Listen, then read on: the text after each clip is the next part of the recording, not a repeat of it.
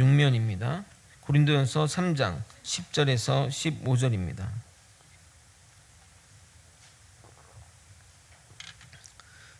저와 번갈아 교독하고 마지막 절을 함께 읽겠습니다. 제가 먼저 받들어 읽겠습니다.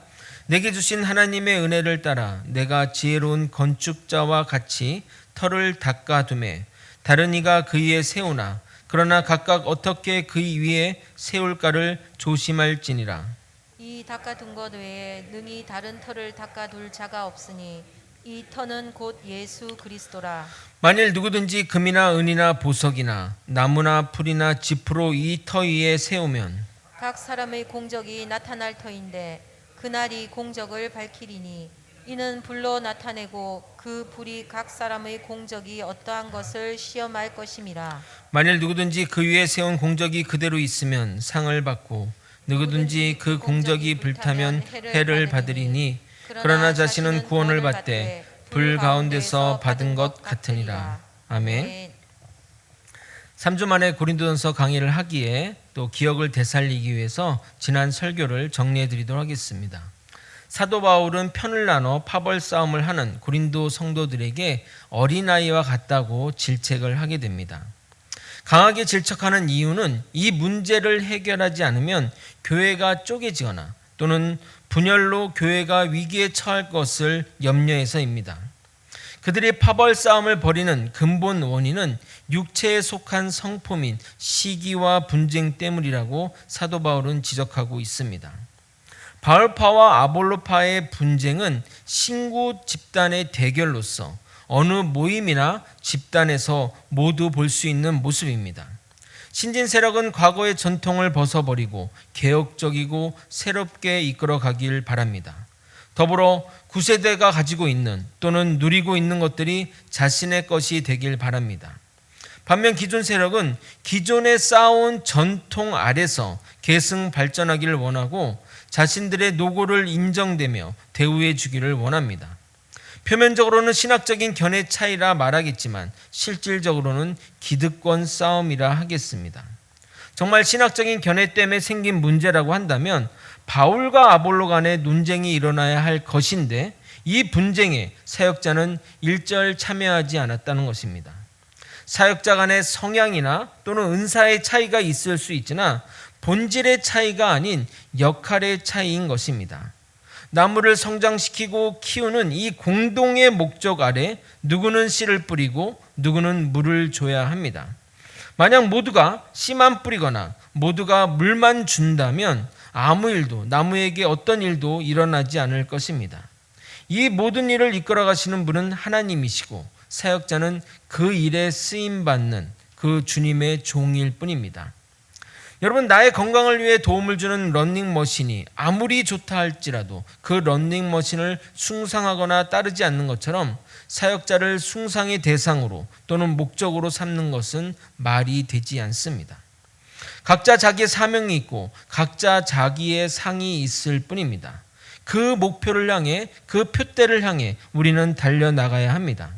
그러나 이 달리기는 다른 사람과의 경쟁이 아닙니다. 나의 트랙, 나의 이 길 가운데 있는 그곳을 향해 나아가는 자기만의 싸움인 것입니다. 하나님 우리를 하나님의 동역자로 부르셨습니다. 여러분, 이름만 되면 알만한 목사님이 자신과 함께 동역하자고 초대해도 정말 감사한 일인데 하나님이 우리를 동역자로 부르셨으니 이 얼마나 놀랍고 감격스러운 초대입니까? 누구나 하나님의 동역자인데 뭐가 놀랍고 감격스럽냐고요? 아닙니다. 사명은 받아 가지는 겁니다. 주님의 사명을 깊게 받아들여 하나님과 동역하는 마음으로 사역을 해야 진정한 동역이 되는 것입니다. 하늘에 예비된 이 놀랍고 감격적인 부름의 상을 위해 전력 질주로 나아가는 저와 여러분이 되시길 예수님의 이름으로 소망합니다. 오늘 설교 본문은 이전 본문과 연결하여 설명되어야 할 본문입니다.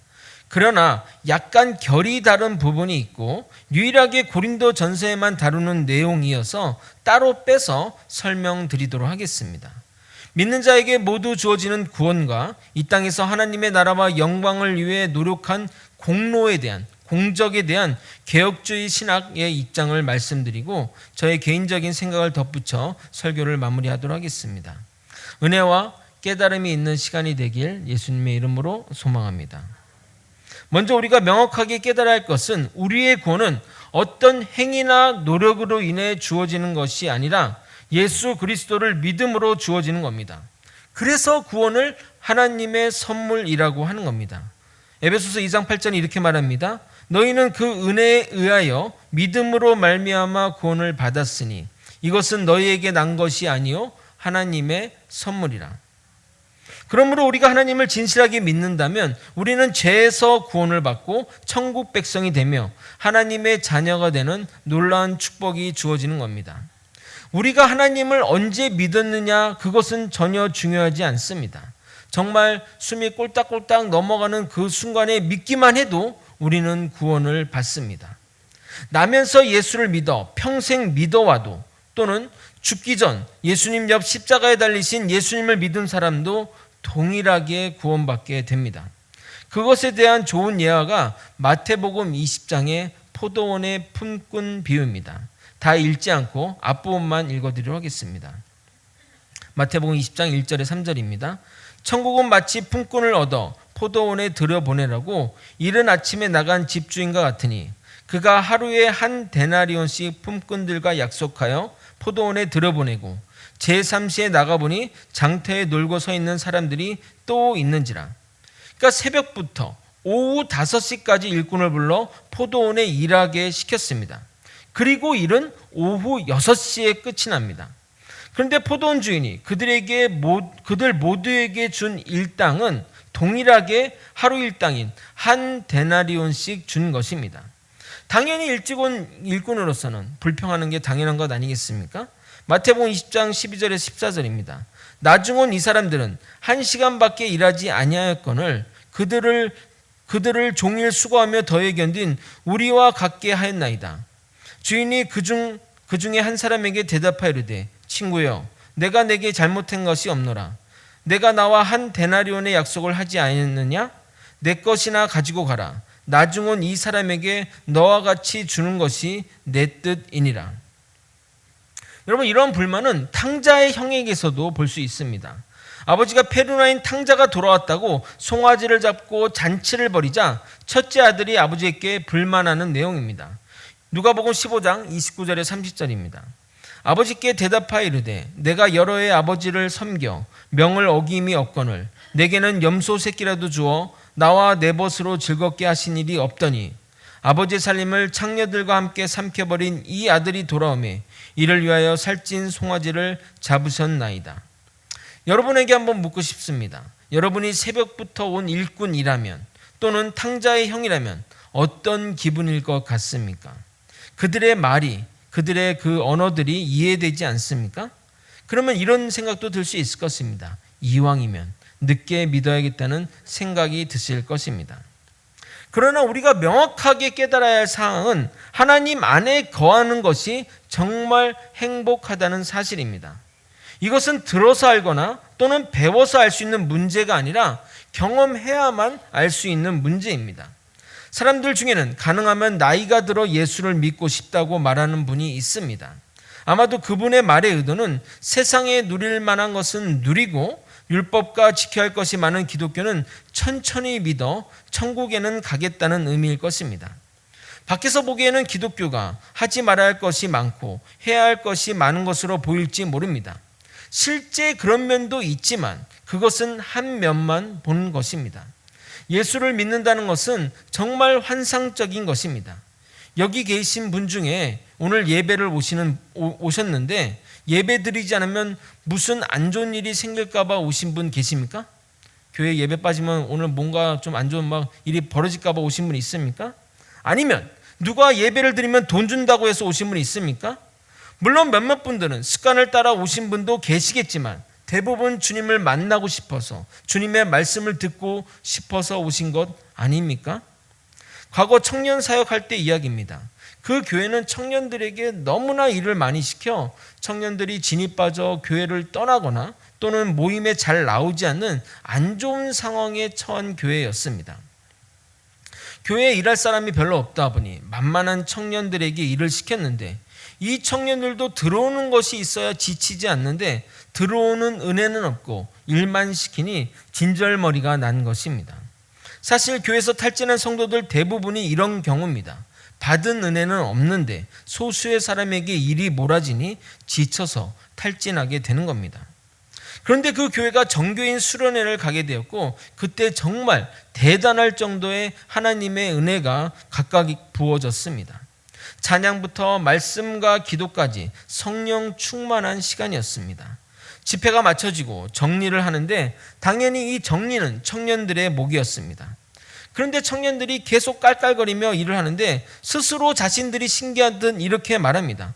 왜 하나도 힘이 안 들지? 평소 같았으면 엄청 짜증이 났을 텐데 말이야 하면서 정말 웃으면서 즐겁게 일을 했던 기억이 있습니다.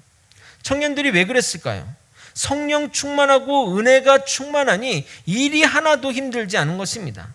이처럼 예수님 안에 거하며 성령 충만하게 사는 것은 세상의 모든 짐과 책임이 가볍게 여겨지고 기쁨과 은혜로 사는 삶을 살게 되는 겁니다. 내가 예수를 믿고 나서 얻게 된 수많은 유익, 목적 없이 의미 없이 살던 지난 날을 뒤로하고 살아있는 것의 소중함을 느끼며 사는 삶, 나만을 위해 살아왔던 인생에서 다른 이를 위해 살며 그 안에서 기쁨과 평안을 누리는 삶은 세상 어느 것과도 비교할 수 없는 축복입니다. 사회에서 알던 사람들을 우연히 저를 만나게 되면 제가 목사가 되었다고 하면 대단한 결심이라고 정말 어려운 길을 간다고 말하지만 저는 그렇게 생각하지 않습니다. 나 같은 자를 주님이 불러줘서 너무나 행복하다고 그래서 정말 감사하다고 말하면 그들은 전혀 그 말을 이해하지 못합니다. 세상의 눈으로 보면 그들이 잘 나간다고 할지 모르지만 그들의 영적인 빈곤함과 기쁨이 없는 재미만 추구하는 삶은 계속해서 무엇인가를 갈망하게 만들고 그 갈망은 바닷물을 먹는 것과 같이 끊임없이 그 사람을 목마르게 할 것입니다. 정작 그들은 자신들이 어떤 삶을 사는지 모릅니다. 정말 하나님이 라오디게이아 성도들에게 하는 것처럼 말입니다. 요한계시록 3장 17절입니다. 내가 말하기를 나는 부자라 부유하며 부족한 것이 없다 하나 내 공고한 것과 가련한 것과 가난한 것과 눈먼 것과 벌거벗은 것을 알지 못하는도다. 아멘. 여기 계신 거의 모든 성도님과 어르신들은 공감하실 것입니다. 가능하면 이 좋은 예수님을 젊어서 믿는 것이 축복이라는 것을 말입니다. 예수님을 좀 더 젊어서 제대로 믿었다면 내 인생이 바뀌었을 것인데 내 삶이 바뀔 것인데 확신하는 분도 계실 것입니다. 그래서 지혜자는 이렇게 말하는 겁니다. 전도서 12장 1절에서 2절입니다. 너는 청년의 때에 너의 창조주를 기억하라. 곧 공고한 날이 이르기 전에 나는 아무 낙이 없다고 할 해들이 가깝기 전에 해와 빛과 달과 별들이 어둡기 전에 비디의 구름이 다시 일어나기 전에 그리하라. 우리가 주님 안에 거하는 삶은 주님의 좋은 것이 다 우리의 것이 되는 것이며 주님의 풍요함과 넉넉함과 안전함을 누리는 삶을 사는 겁니다. 그러므로 예수를 믿는다는 것은 최종적으로 주어지는 구원의 선물뿐만 아니라 이 땅의 삶을 구원받은 자의 삶으로 살게 하니 정말 축복된 삶이라 하겠습니다. 그러나 여전히 믿는다고 하면서 예수를 믿는 것이 속박이고 책임감에 지친 삶을 산다면 정말 내가 성령 안에 거하는 삶인지 스스로 물어봐야 할 것입니다. 그런데 우리가 구원받고 나서 바로 하늘나라로 올라간다면 문제가 없는데 우리는 이 땅에서 믿는 자의 삶을 주님 만나는 그날까지 살아야 합니다. 그렇다면 여러분 어떤 삶을 살아야 할까요? 우리가 이 땅에서 열심히 살았다면 천국에서는 어떤 보상이 있을까요? 평범한 인생을 살다 죽은 자나 사도 바울이나 정말 순교한 자들 그런 삶을 살다가 죽은 자가 동일한 구원의 선물만 받는다면 조금은 형평성이 어긋난다고 생각이 들 것입니다. 그리고 만약 이 세상에 노력한 모든 것이 아무런 대가가 없다면 누가 이 땅에서 헌신하고 자신의 것을 버리며 희생과 봉사의 삶을 살겠습니까? 그러나 성경은 이 땅의 삶에 대한 보상에 대해 명확한 입장을 제시하고 있지 않습니다. 그래서 학자들은 이 땅의 삶에 대한 열심히 산 그것에 대한 보상이 없다고 말하기도 하고 어떤 학자들은 보상이 주어진다고 말하기도 합니다. 그래서 그 오늘 읽은 본문을 자신들의 주장의 근거로 많이 인용하는데, 실상 본문의 내용은, 본문이 말하고자 하는 바는 우리가 행한 일에 대한 결과물에 대한 거지 보상에 관한 내용은 아닙니다. 왜냐하면 분쟁 가운데 문제점을 지적하기 위해 이 공적을 이야기한 것이지 공적에 따른 보상을 설명하기 위해 이해한 것이 아닙니다. 또한 고린도 교회 성도들이 아무 일도 하지 않고 유유자적했다면 보상에 관한 이야기를 했을지 몰라도 고린도 교회 성도들은 열심을 낸 성도들이기 때문입니다. 그것이 그릇된 열심이긴 했지만 말입니다. 그러므로 성경은 이 땅의 삶을 열심히 산 것에 대한 상이 있음을 이야기하지만 그 상의 내용을 명시적으로 밝히지 않았습니다. 하지만 우리의 공적대로 하나님은 더 큰 일을 하늘나라에서 맡기실 것입니다. 그러나 이런 생각을 하실 수 있습니다. 아니, 나는 배운 것이 없어서, 또는 건강이 안 좋아서, 또는 가정 형편이 안 좋아서 내가 생계를 책임지느냐, 하나님의 일을 하고 싶어도 못했는데, 일한 것에 따라 상이 다르다면 불만이 있을 수 있습니다. 나도 하나님의 은혜로 많이 좋은 집에서 태어나서 많이 배우고 또 건강하고 환경이 좋았다면 주님의 일을 더 많이 했을 것이라고 말하실 것입니다. 그래서 주님이 그렇다고 한다면, 그러면 주님이 말하는 이 상이 대상, 최우수상, 우수상, 장려상, 이렇게 그런 상이 차등적으로 주어지는 상일까요? 서두에 이 본문이 3장 앞의 본문과 연결해서 읽어야 한다고 말씀드린 것을 이제 설명드리도록 하겠습니다. 고린도서 3장 8절은 이렇게 기록되어 있습니다.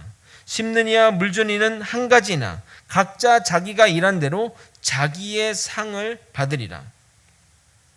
하나님은 우리에게 자기가 일한 대로 자기의 상이 주어진다고 말하고 있습니다. 여러분, 자기의 상이 무엇일까요? 저는 우리 둘째가 초등학교 3학년 때 받은 상이 인상적이어서 아마도 자기의 상이 이런 상이 아닐까 생각하게 되었습니다. 태안이 초등학교 3학년 담임선생님은 학생 전부에게 상을 만들어 주었습니다. 그런데 상의 이름이 너무나 재미납니다.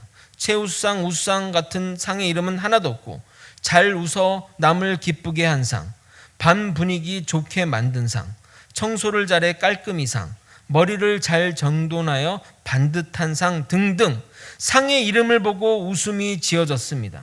담임 선생님은 학생의 장점을 살려 상의 이름을 지어서 한 명 한 명 이렇게 칭찬한 것입니다. 아마도 하나님이 우리 교회 성도들에게 이런 상을 준비해 놓지 않았을까요? 매일 새벽 교회 문을 여는 부지런 상, 꾀꼬리 같은 목소리로 듣는 이를 즐겁게 한 상, 맛있는 음식으로 성도들을 기쁘게 한 상, 아름다운 꽃으로 강단을 아름답게 한 상, 교회 정원을 안방처럼 깔끔하게 정리한 상, 성도들을 안전하게 집으로 모시는 상 등등 이런 상을 준비해놓고 기다리지 않을까 생각해 봅니다. 혹여 제가 언급하지 않았다 하더라도 시험 들지 마시기 바랍니다. 목사님이 이런 건 신경 안 쓰는구나 하실까 봐 덧붙여 말합니다. 얘기하면 끝도 없죠. 끝도 없으니까. 저는 이야기 안 할지라도 하나님은 우리의 모든 것을 아시고 분명히 여러분의 상을 준비해 놓으셨을 것입니다. 그러기에 그 상은 차별이 없는 겁니다. 마태복음 25장 달란트의 비유를 보게 되면 5달란트 가진 자가 5달란트 남긴 자나, 2달란트로 2달란트 남긴 자나, 1달란트로 1달란트 남긴 자나, 주님의 칭찬은 정확하게 동일합니다. 한 글자도 틀리지 않습니다. 마태복음 25장 21절입니다. 그 주인이 이르되 잘하였도다 착하고 충성된 종아, 내가 적은 일에 충성하였음에 내가 많은 것을 내게 맡기리니 내 주인의 즐거움에 참여할지어다 하고, 심지어 하나님은 이 종들이 한 일, 5달란트든 2달란트든 1달란트든 이 모든 일이 적은 일에 충성했다고 말합니다. 이것은 정확히 하나님의 시선입니다. 하나님의 입장에서 보면 인간이 어떤 큰 일을 감당했다 했을지라도 주님이 맡기신 적은 일에 불과합니다.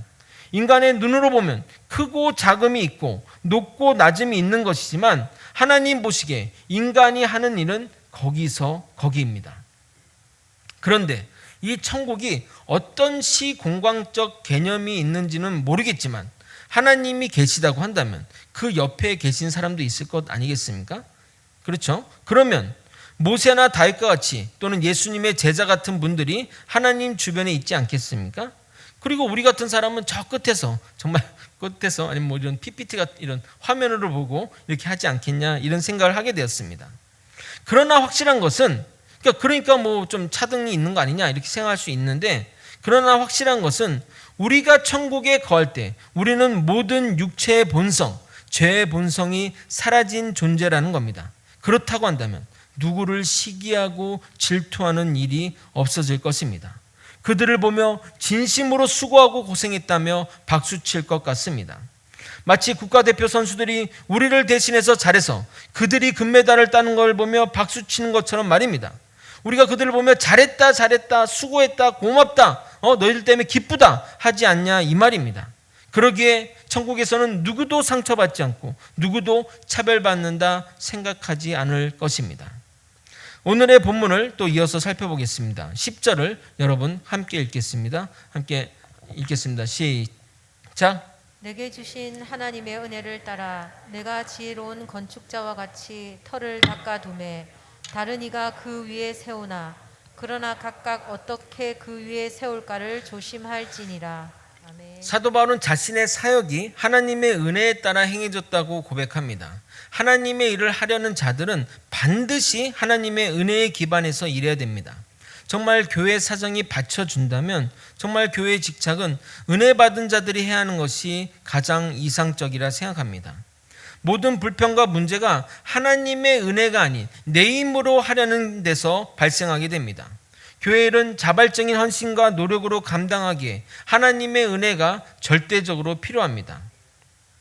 만약 직책을 맡은 자 중에 이유 없이 불평이 올라오고 같이 동역하는 사람이 밉게 여겨진다면 일을 그만둘 때라고 생각하지 마시고, 그렇게 일을 그만두면 다 그만두고 뭐 누가 일하겠습니까? 손은 누가 키우겠습니까?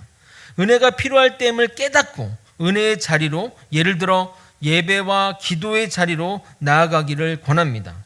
결국 신앙생활에는 은혜가 절대적으로 필요하기 때문입니다. 사역뿐만 아니라 일상의 삶을 통해서도 은혜가 필요하기 때문에 그 은혜를 얻기 위해 예배 자리로 나와야 한다는 겁니다. 사도 바울은 고린도 교회의 터를 닦았습니다. 사실 기초공사가 재미난 일입니까? 가장 재미없는 일이 기초공사 아닙니까? 가장 중요하지만 가장 티가 나지 않고 돈과 시간은 가장 많이 투입되지만 눈에 보이는 성과가 없는 일이기 때문입니다. 그러나 모든 건물의 붕괴 사고의 원인은 기초공사의 부실에서 옵니다. 그러므로 그 일을 사명감 가지고 나서야 하는데 사도 바울은 평생 그런 일을 감당했습니다. 교회의 기초를 세우고 이제 열매를 볼까 하면 다른 지역으로 또 나아가 다시 또 교회의 기초를 쌓게 됩니다. 그러나 그가 그것을 감당할 수 있었던 것은 그것이 주님이 그에게 준 사명이기 때문입니다. 그도 남들이 터를 닦은 기초 위에 건축물을 세울 기회가 여러 번 있었지만 거부하고 주어진 사명의 일을 끝까지 완수하게 됩니다. 그의 결심이 담긴 고백입니다. 로마서 15장 20절입니다. 또 내가 그리스도 이름을 부르는 곳에는 복음을 전하지 않기를 힘썼노니 이는 남의 터 위에 건축하지 아니하려 함이라. 이 구절을 많은 그 개척교회 하려는 사역자들이 좋아하는 성경 구절인데 사도 바울 자신의 부르심의 사명에 충실한 모습을 나타낸 것이라 하겠습니다. 사도 바울이 닦은 터는 바로 예수 그리스도이십니다. 예수 그리스도만이 우리의 유일한 기초입니다. 사도 바울은 다음 책에서 이 비유를 연장해서 이렇게 설명합니다. 에베소서 2장 20절에서 22절입니다. 너희는 사도들과 선지자 터 위에 세우심을 입은 자라. 그리스도 예수께서 친히 모퉁이 돌이 되셨느니라. 그의 안에서 건물마다 서로 연결하여 주 안에서 성전이 되어가고 너희도 성령 안에서 하나님이 거하실 처소가 되기 위하여 그리스도 예수 안에서 함께 지어져 가느니라. 여러분, 이 교회는 예수님이 피로 사신 교회입니다. 하나님은 우리에게 구원받을 만한 다른 이름을 주신 일이 없습니다. 그러므로 예수 그리스도를 기초하여 공적을 쌓아 올려야 합니다. 사도 바울의 이 말씀의 특징들을 보게 되면 이 말씀이 모든 이에게 전하는 메시지라는 것이 특징입니다.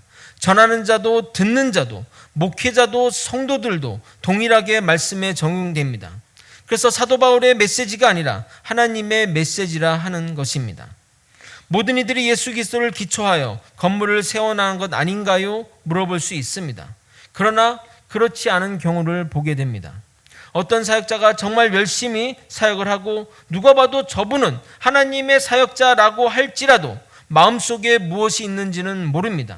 교회의 발전과 성도 수가 늘어나는 것이 자신의 꿈을 이루는 목표라 생각하며 사역할 수 있습니다. 또한 사람의 인정을 받고 또 유명해져서 방송에도 출연해서 그런 마음으로 하는 사역자도 있을 수 있습니다. 과거에 어떤 성도분이 저에게 신학교 진학을 상담한 적이 있습니다. 그분은 사업이 실패하고 직장에 취직할 나이도 늦어 아내의 학원에서 운전하며 살아가고 있습니다. 다행히 아내의 일이 잘 되어 집안의 경제적인 어려움 없습니다. 근데 그분의 말입니다. 아내가 경제권을 쥐고 있으니 집안에서 큰 소리도 못 내고 자녀들도 자신의 말보다는 아내의 말을 더 듣는 것 같아 자괴감이 든다. 근데 사역자를 보니 사례는 적더라도 사람들의 존경과 대우를 받는 것 같은데 사역자의 삶이 어떻습니까? 라는 질문이었습니다. 저는 그런 이유로 사역자가 되겠다 하니 너무 충격을 받았지만 티를 내지 않고 사역자 삶이 정말 어렵다고 보기와는 정말 다르다고 힘든 이야기를 막 불려서 막 늘어놓고 그분의 사역자 되는 것을 단련시켰던 기억이 있습니다. 소명이 없이 하는 사역은 본인뿐만 아니라 다른 사람마저 잘못된 길로 나아가게 할 수 있기 때문입니다. 그런데 이 땅에 소명 없이 개인의 목적을 위해 사역하는 사람이 없다고 누가 장담하겠습니까? 성도들도 동일합니다. 사람들의 인정과 칭찬을 받기 위해 열심히 내는 분들이 종종 교회 안에 있습니다. 과거 교회 성도분 중에 매주 교회 화장실을 책임지는 분이 계셨습니다. 식당에서 입는 원피스 같은 옷을 입고 장화를 신고 화장실 변기 안쪽까지 솔로 청소하는 모습은 많은 성도들의 감동을 주었고 그의 장로 임직에서 압도적인 표로 장로가 되셨습니다. 그런데 그분이 장로가 되어서도 화장실 청소를 하셨다면 저의 예화에 아름다운 예로 등장했을 텐데 아쉽게도 장로가 무슨 화장실 청소냐며 화장실 근처에도 가시지 않았고 권위적으로 지시하는 자리에 서서 담임 목사님을 힘들게 하신 분으로 기억에 남아 있습니다. 반면 우리 교회 성도분들, 우리 권사님, 장로님들은 정말 화장실 청소를 앞장서서 열심히 합니다. 종종 토요일 날 오셔서 우리 중직자분들이 얼마나 땀 흘리며 교회 청소하는지 보면 정말 그 자체가 감동이 되실 것입니다. 결국 다른 목적을 위한 열심과 노력은 하나님 심판대 앞에서 확연하게 드러날 것입니다. 12절 13절입니다. 함께 읽겠습니다. 시작. 누구나 금이나 은이나 보석이나 나무나 풀이나 지프로 이 터 위에 세우면 각 사람의 공적이 나타날 터인데 그날이 공적을 밝히리니 이는 불로 나타내고 그 불이 각 사람의 공적이 어떠한 것을 시험할 것임이라. 아멘. 예수님을 기초로 하여 예수님을 목적으로 하여 세운 공적은 금이나 은이나 보석이라서 불에 태워도 그대로 남아있지만 인간적인 목적으로 세운 공적은 나무와 풀과 집으로 만든 공적이기에 마지막 날 심판대 위에 불에 사라질 것입니다. 그러나 우리가 주의할 것은 우리가 심판자가 되어 쉽게 판단하는 자리에 서면 안 됩니다. 그날이 되면 확연하게 드러날 것이지만 우리가 사는 동안에는 그것이 드러나지 않을 수 있습니다. 여러분, 이러한 논조로 여러분에게 말씀드렸는데 제가 강조하는 것은 판단자의 자리에 서는 것이 자신의 신앙과 공동체의 덕이 되지 않기 때문에 하지 말라고 말씀드리는 겁니다. 자신의 판단이 맞는다는 보장도 없고 상대방을 오해하여 그릇된 행동을 할 수 있습니다. 오직 주만이 아시는 일이고 주님이 이끌어 가시는 일입니다. 과거 전임 사역자가 사역을 폭망한 부서를 제가 이어받아 사역을 맡게 된 적이 있습니다. 학생 수는 절반이나 줄었고 교사들은 다 떨어져 나가 내가 갔을 때는 부장님, 서기 회계 등 이렇게 4명이 전부였습니다. 결국 그 사역자는 떠났고 저는 한동안 그 사역자에 관한 원망과 욕을 대신 들었습니다. 교사 중 한 분은 저에게 솔직히 그 목사님이 하나님이 부르신 분인지 모르겠다라는 이야기도 들었습니다.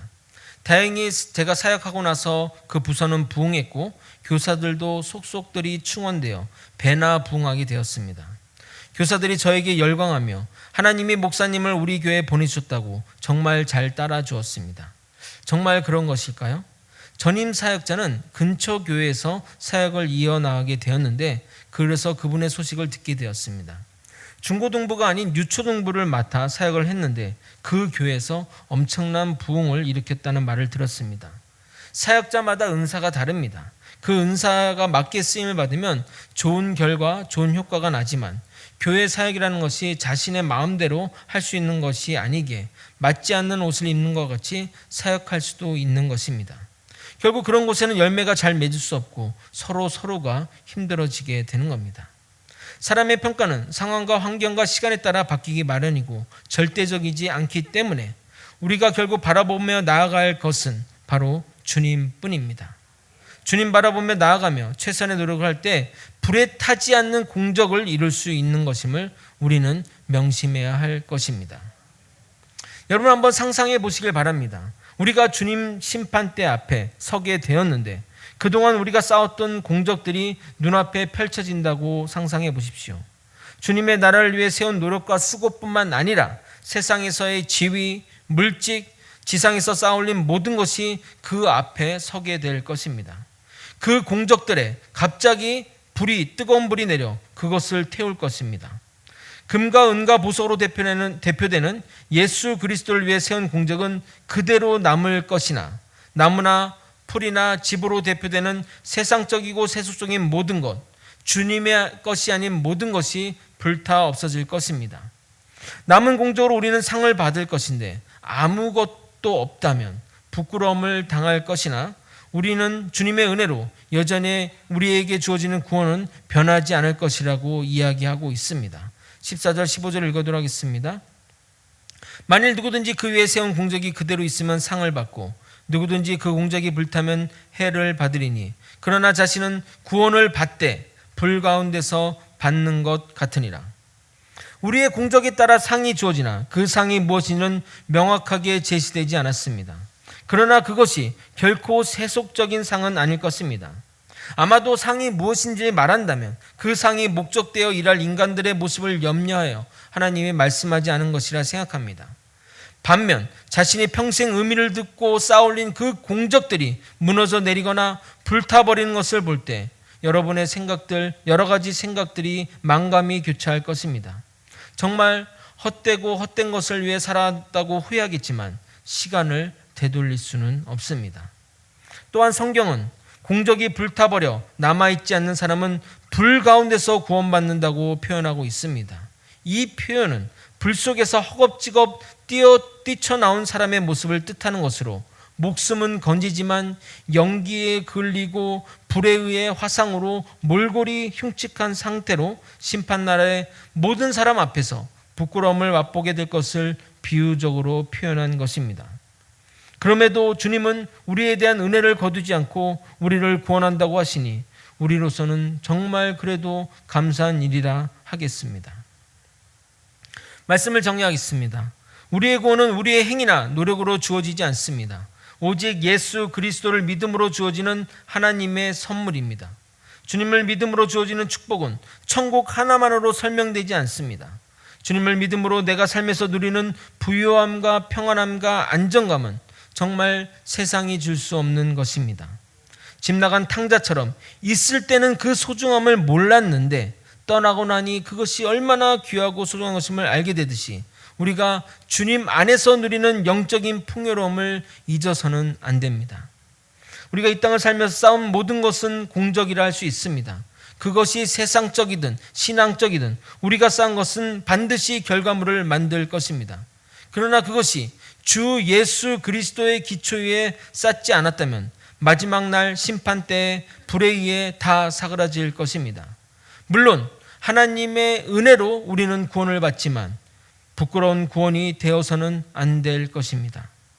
제가 항상 느슨해지거나 또는 마음이 풀어지려고 할 때마다 주기철 목사님의 비문을 떠올립니다. 주기철 목사님이 고문과 핍박과 살해 위협에도 뜻을 굽히지 않고 갈 수 있었던 믿음의 배경이 여기에 담겨 있다고 생각합니다. 그 글을 읽고 설교를 마치도록 하겠습니다. 주님을 위하여 오는 고난을 내가 이제 피하였다가 이 다음에 무슨 낯으로 주님을 배우리까? 주님을 위하여 당하는 수욕을 내가 피하였다가 이 다음에 주님께서 너는 내 이름으로 평안과 즐거움은 다 받아 누리고 고난의 자는 어찌하고 왔느냐 물으시면 내가 무슨 말로 대답하리오리까? 주님을 위하여 오는 십자가를 내가 이제 피하였다가 이 다음 주님께서 너는 내가 준 유일한 유산인 고난의 십자가는 어찌하고 왔느냐 물으시면 나는 무슨 말로 대답하오리까? 우리 모두 주님의 영광을 위해 우리의 주어진 모든 것을 주님의 것으로 돌려드리며 사나 죽으나 주의 영광을 위해 사는 저와 여러분이 되시길 예수님의 이름으로 소망합니다. 다 함께 찬양하고 기도의 자리로 나갔으면 좋겠습니다.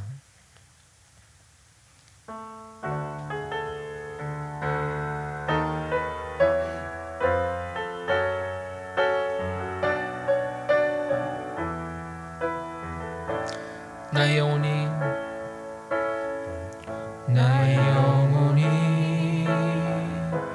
잠잠히 하나님만 바라며 나의 구원이 그에게서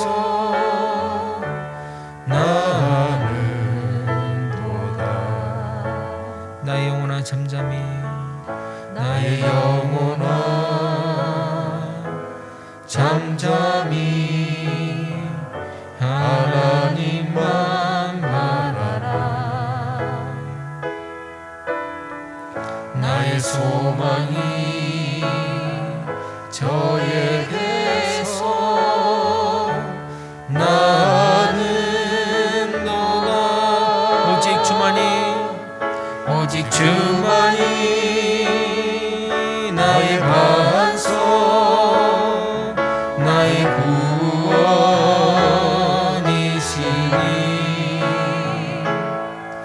오직 주만이 나의 산성 내가 요동치 아니하리. 나의 영혼이 간절히 여호와를 갈망하며 나의 영혼이 간절히 여호와를 갈망하며 나의 입술이 여호와를 찬양하리. 나의 영혼이 즐거이 나의 영혼이 즐거이 여호와를 따르리니 나의 평생에 여호와를 송축하리. 오직 주만이 나의 반석 나의 구원이시니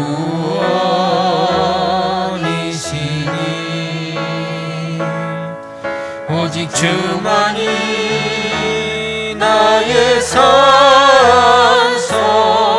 내가 요동치 않으리. 오직 주만이 나의 반석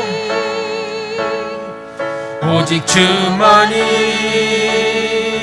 나의 반석 나의 구원이시니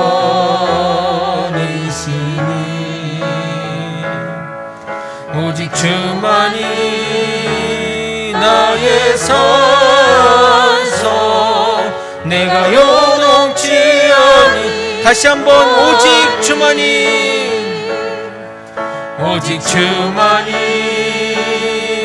나의 반석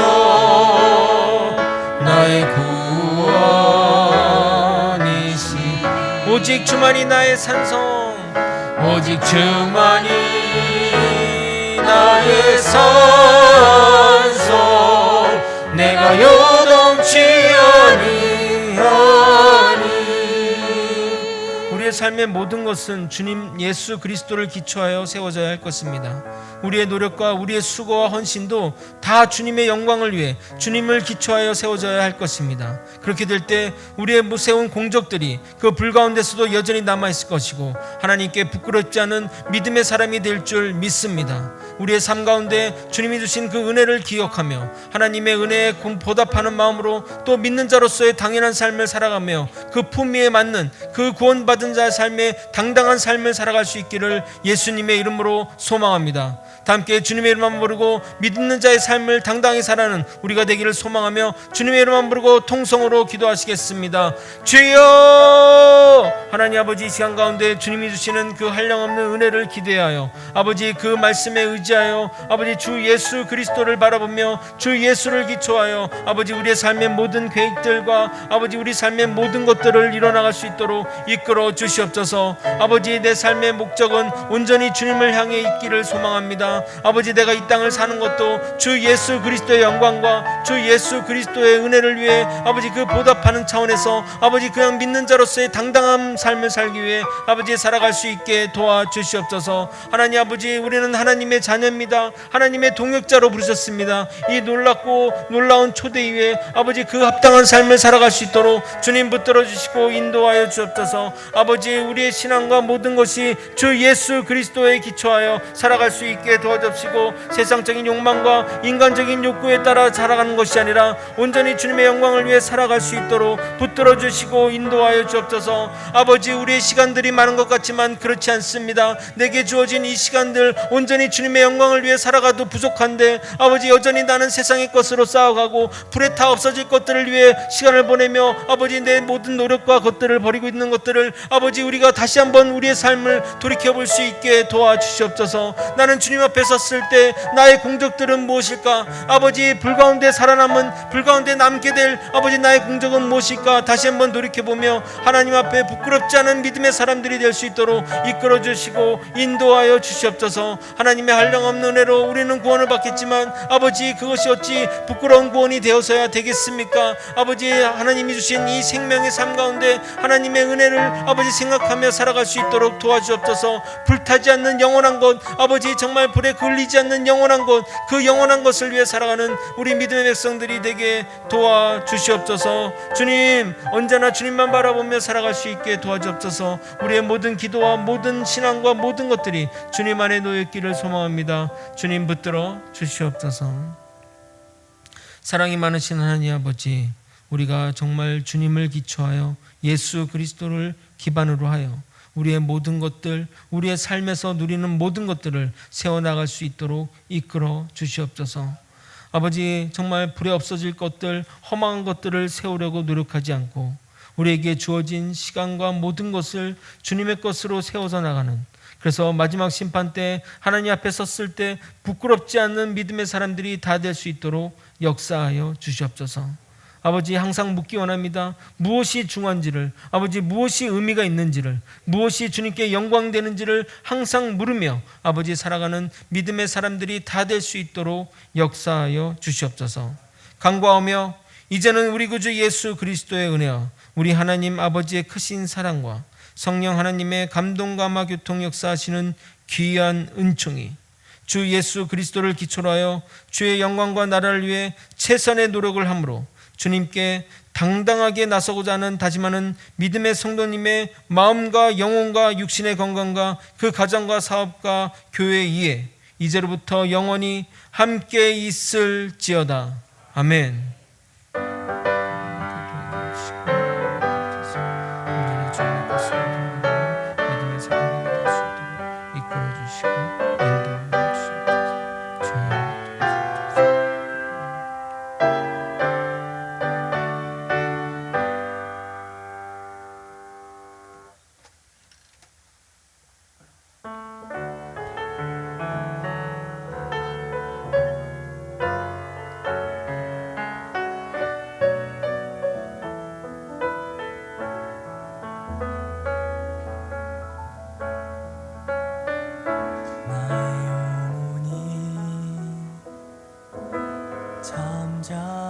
잠잠히 하나님만 바라미요